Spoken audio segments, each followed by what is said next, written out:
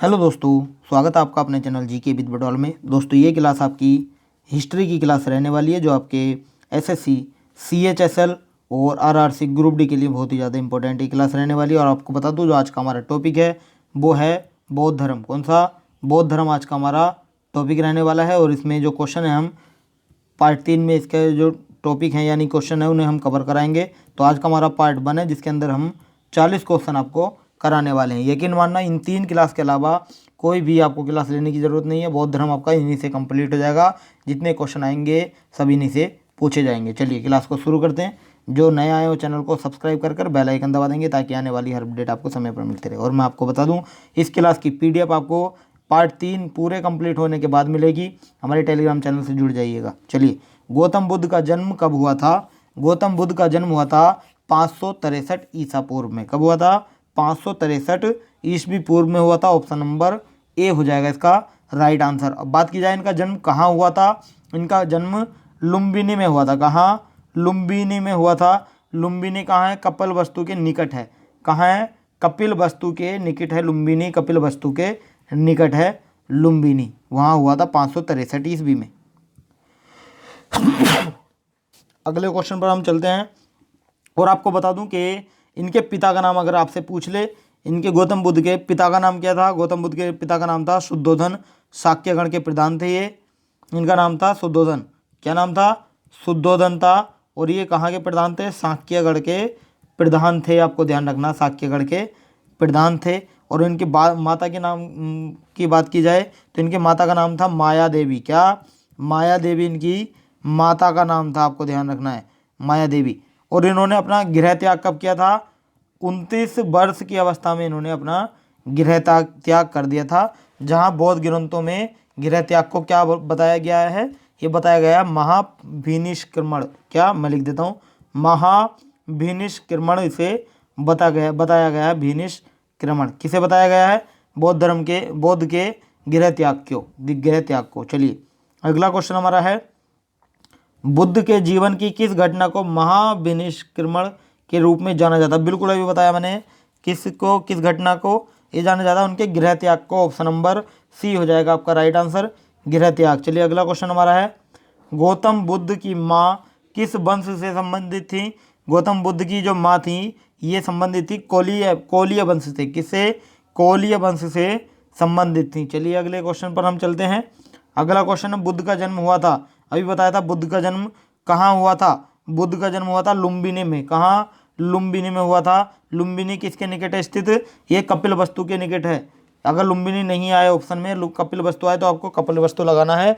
और अगर दोनों आ जाएं तो आपको लुम्बिनी लगाना है। ऑप्शन नंबर बी आपका यहाँ राइट हो जाएगा। चलिए अगला क्वेश्चन हमारा है, देखिए, निम्न में से कौन सा नाम बुद्ध का दूसरा नाम है? देखिए इनका नाम है हमारा दूसरा क्या? सिद्धार्थ। क्या नाम है? सिद्धार्थ नाम है इनका दूसरा।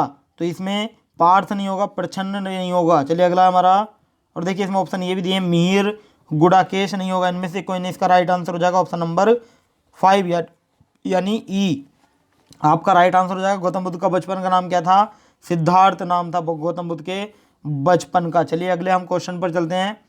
अगला क्वेश्चन हमारा है, निम्नलिखित में से किस राजवंश में अभिलेख के इस परंपरा का समर्थन होता है कि लुम्बिनी शाक्य मुनि बुद्ध का जन्म स्थान था? ये हमारा किससे है? ये मौर्य है। ऑप्शन नंबर इसका ए आपका राइट आंसर हो जाएगा, मौर्य वंश।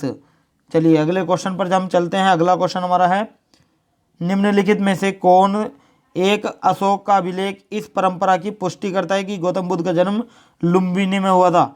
बताइए कौन सा है? यह है हमारा रुम्मिनदेई स्तंभ अभिलेख। कौन सा? रुम्मिनदेई स्तंभ अभिलेख। ऑप्शन नंबर डी हो जाएगा यहाँ राइट आंसर आपका। चलिए अगला क्वेश्चन हमारा है, निम्नलिखित में से किस राजा के एक अभिलेख से सूचना मिलती है कि शाक्य मुनि बुद्ध का जन्म लुम्बिनी में हुआ था? किससे मिलती है? ये हम इसका राइट आंसर करेंगे सभी,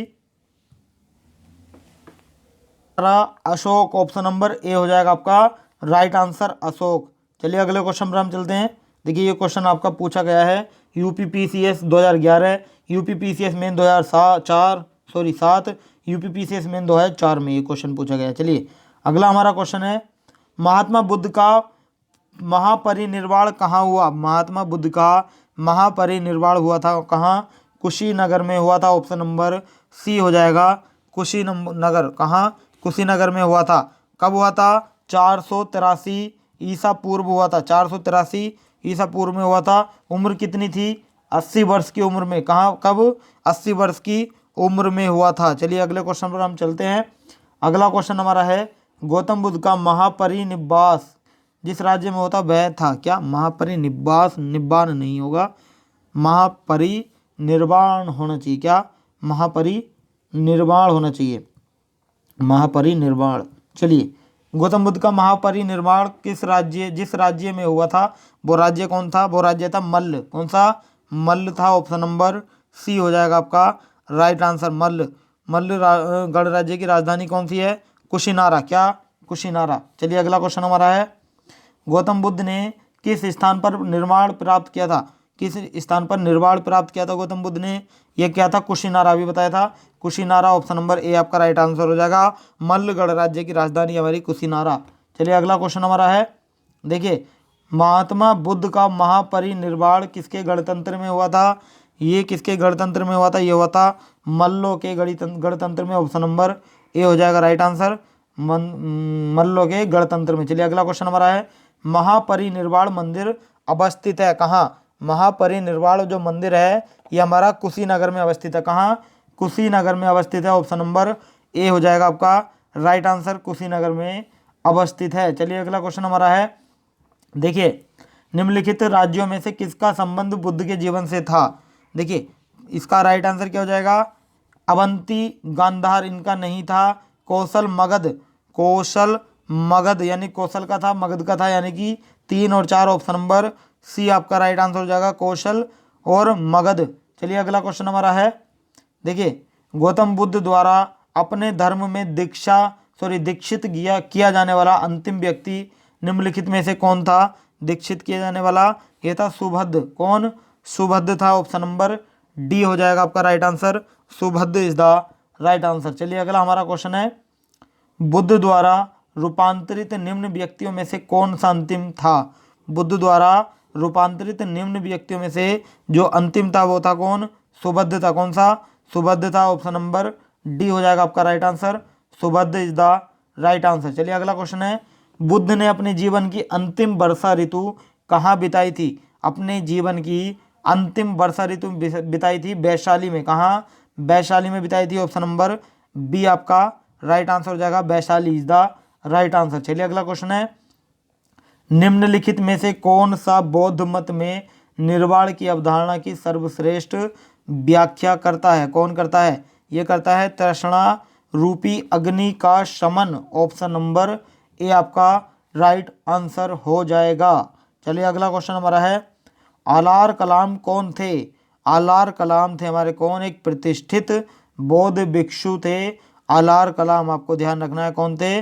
बौद्ध भिक्षुक थे, भिक्षु। चलिए अगला क्वेश्चन हमारा है, महात्मा बुद्ध ने अपना पहला धर्म चक्र परिवर्तन किस स्थान पर दिया था? ये दिया था किस पर? सारनाथ में दिया था। ऑप्शन नंबर बी हो जाएगा आपका राइट आंसर, सारनाथ।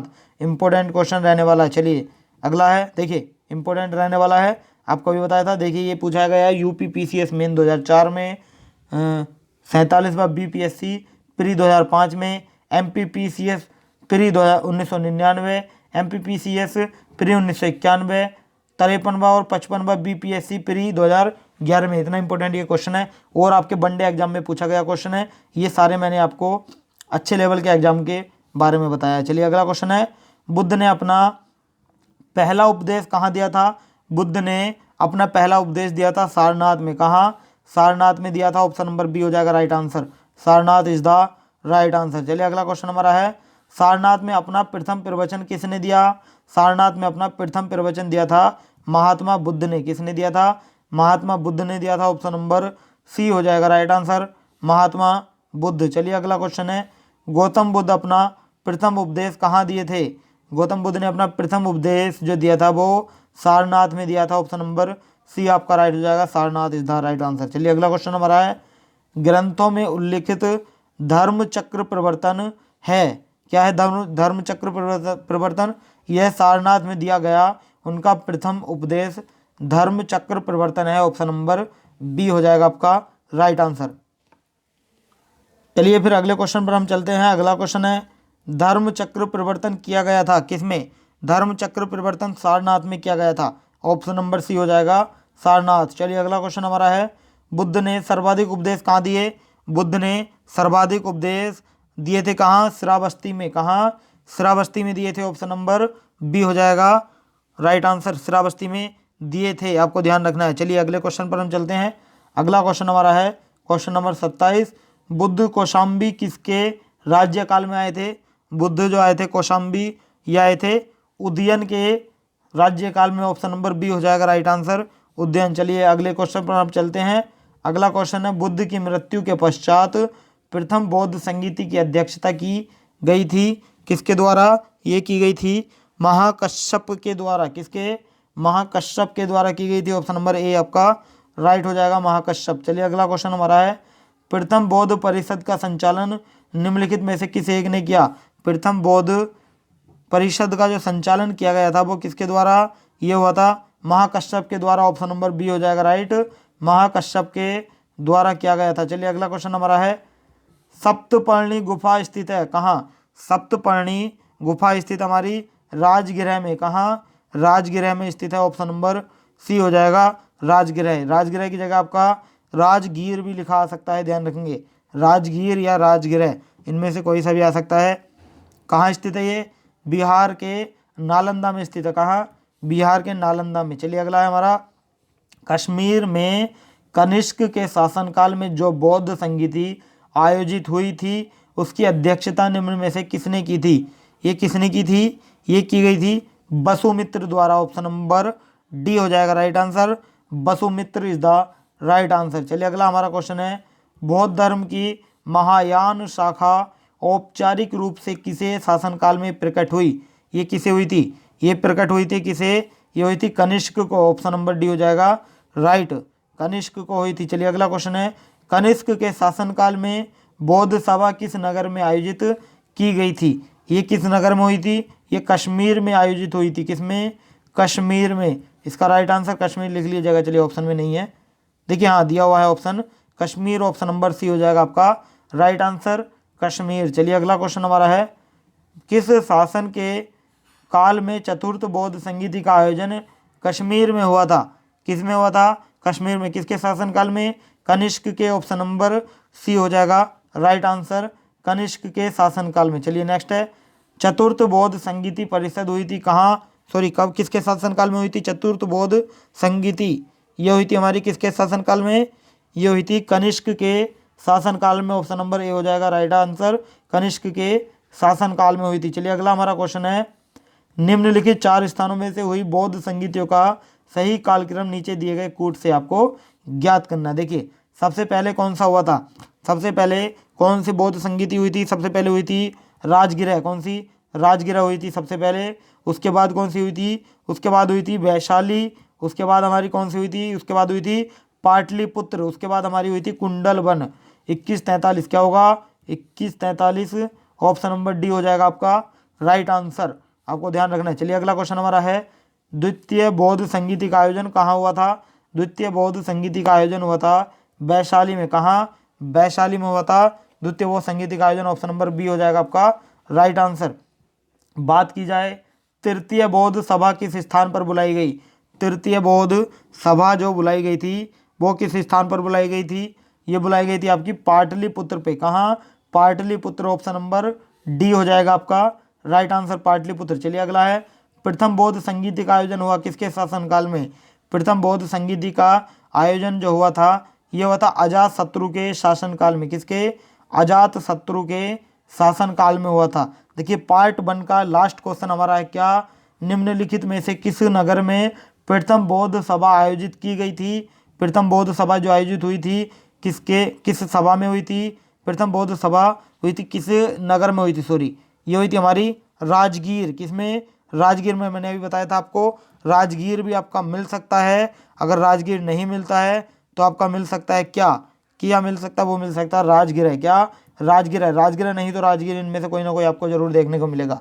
इसका राइट आंसर हो जाएगा हमारा ऑप्शन नंबर सी हो जाएगा आपका राइट आंसर। चलिए आज का सेशन हमारा यहीं समाप्त होता है।